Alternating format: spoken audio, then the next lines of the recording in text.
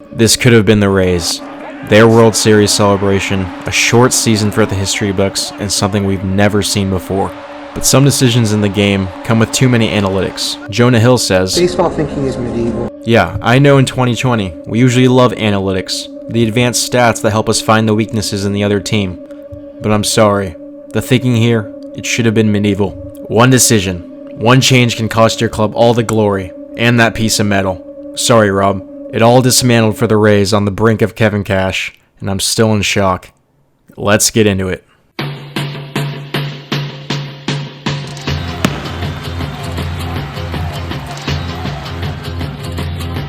What's a better feeling than being handed the ball in one of the biggest games of your career? A start where you know your manager has put their trust in you to give the team the best chance to win. You want to know who had that chance? Blake Snell in Game 6 of the World Series this year. Snell pitched well for the Rays in Game 2, and he has two things on his mind: win and force Game 7. These big games define pitchers, and there's no one better to put out there than an ace like Snell. Who do I think of in baseball history for World Series performances? And I'm talking big games. I'd have to go with Sandy Koufax, or maybe Bob Gibson. The big unit, all of who are Cy Young winners. I'd even throw in Josh Beckett when he pitched that complete game gem in 03 to take down the Yanks. Point is, all these pitchers are World Series champions. Then, you got Bumgarner. Yeah, he's a different breed for the World Series. We'll talk about him more in a sec. So we're talking about Game 6 of this year's World Series between the Dodgers and Rays. The Dodgers took Game 5, and they're now up 3-2 in the driver's seat to win their first World Series in 32 years. But knowing the Rays, I know how good of pitching they have. It was a staple of their entire short season. Their starters go deep into games and have postseason experience. Not to mention the Rays pitching elevated them to be the best team in the AL this year. What a better guy to put out there in a must-win game than Blake Snell, the Rays' 2018 Cy Young Award winner. Snell pitched well in Game 2, striking out 9 and only giving up 2 earned. He had 8 strikeouts and no hits through 4 innings. The only other player to accomplish that feat in World Series history was Sandy Koufax. You know when you're watching a game and you can just feel when a pitcher is locked in, is in the zone where no hitter can do anything?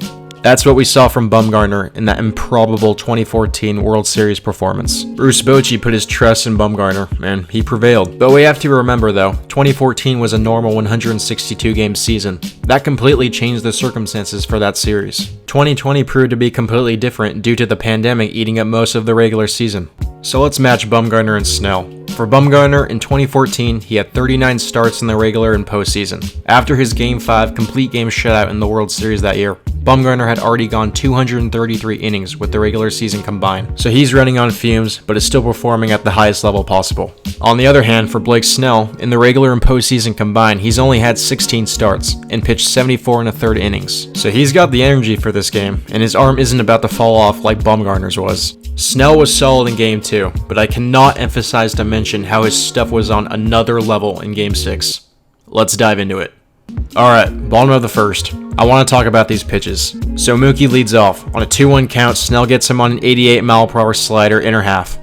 He follows that up with outside corner and gets him swinging. See you later. Corey Seager's batting .471 so far in the World Series. Starts him off with 96 paint, first pitch, nasty. Comes back with off speed. He missed that by 7 inches. Then finishes him off on 3 pitches with 97 upstairs. That's heat for ya. Alright, let's see it, Justin Turner. First pitch, get it in, curveball, 0-1. Brings back the fastball, upstairs, 0-2. Okay, let's make him chase. Off the black, 97 heat, strike 3. Turner's like, damn. Think about that as a pitcher in an elimination game, how gassed up you'd feel knowing, alright, I got the good stuff today, by striking out the side to start the game. Let's keep it going. Bottom 2. Muncy leads off with a little dribbler in front of home plate. Nice play by Snell, gets him out first. 2-1 count, hooks in a big curve for strike 2 on Will Smith. Smith's pop has been insane. Doesn't matter. 97 heat, gets him chasing. See ya. Cody Bellinger, reigning NL MVP, 97 outside corner. Comes back with off speed, gets him chasing, same spot. 0-2, goes slider away, gets him chasing again. That's disgusting. We're 2 innings in and Snell already has 5 punch-outs and looks great. Okay, bottom 3. Chris Taylor leads off the frame and laces a single to center for the Dodgers' first hit. But Snell gets a couple easy outs and gets Mookie chasing again with high 98 heat to end the inning. Bottom 4. Snell gets Seager on that big bender again for strikeout number 7, and Joe Buck couldn't be any more right. 2-1 to Justin Turner, 97 heat again high. That pitch has been wicked. Snell comes back with a curve in the dirt, and I have no idea what Turner's swinging at there. Muncy, yeah, he's gone too. Same pitch again. Bottom of the 5th, Snell's below 60 pitches and going strong. He gets Will Smith to fly out to right, then gets Bellinger to ground out softly to first for the first 2 outs. Full count to Chris Taylor, he half swings a bunt to Snell, who throws him out, ending the 5th inning. To the 6th we go. This is a big inning. If Snell can get through the top of the order, the Rays can hopefully tack on a few more runs going into the latter innings. First pitch of the 6th, AJ Pollock pops out.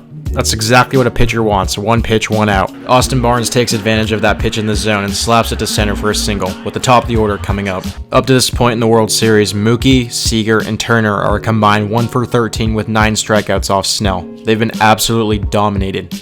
Snell's probably thinking, okay, I got this. Let's get a strikeout or a double play to end the inning and let the boys get some runs. Biggest moment of the series. And you know what Kevin Cash says? Nope. He calls for the bullpen to bring in Nick Anderson and pulls Snell from the elimination game. Snell is beside himself, and I cannot blame him. He only has 73 pitches and has faced 18 batters and struck out half of them, and he's only given up 2 hits. His stuff looked disgusting, and every Dodgers batter was guessing at the plate. I was so shocked Cash pulled him, the most shocked I've ever felt while watching a World Series. In my opinion, this decision gave the Dodgers life. If I was Snell, I'd be saying the same thing if I saw my manager walking out. So the Rays bring in Nick Anderson, who was good in the regular season, and I know Cash is looking at matchups. In Game 2, Cash pulled Snell after he gave up a couple runs, and then walking Mookie and giving up a single to Corey Seager. Cash put in Anderson, and he was able to strike out Turner in Game 2. But in this situation, you have to trust your starter. He's been dealing all game and his stuff was different.